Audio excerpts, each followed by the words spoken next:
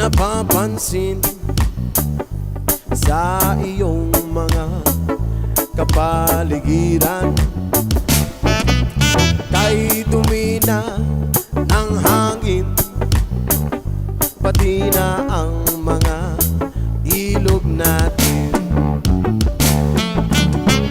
Hindi na masama ang pagpunta at malayong-layo na rin ang ating narating.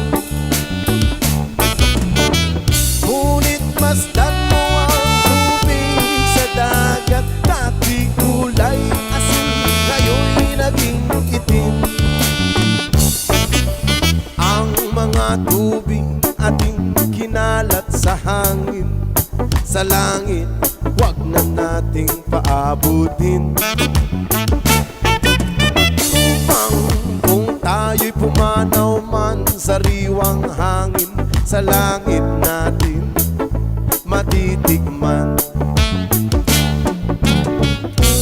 Mayroon lang akong hinihiling sa aking pagpanaw, sana ay nagulan. Gitara ko ay aking dadalhin upang sa ulap na lang tayo magkantahan.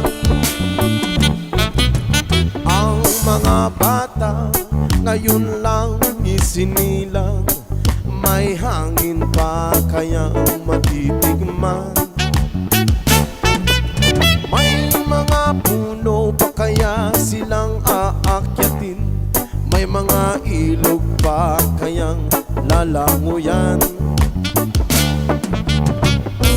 Bakit di natin pag-isipan ang nangyayari sa ating kapaligiran?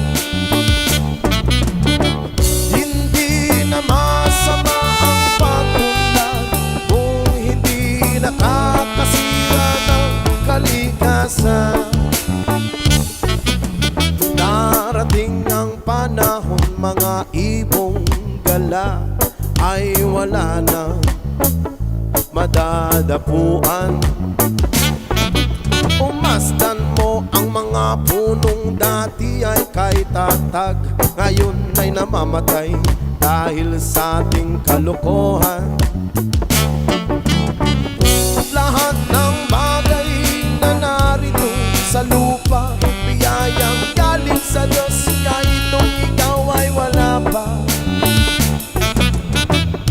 Ingatan natin at huwag nang sirain pa, kapag pag kanyang binawi tayo'y mawawala na. Meron lang akong inihiling sa aking pagpanaw, sana'y tago lang. Gitara ko ay aking dadalhin upang sa ulap na lang tayo mag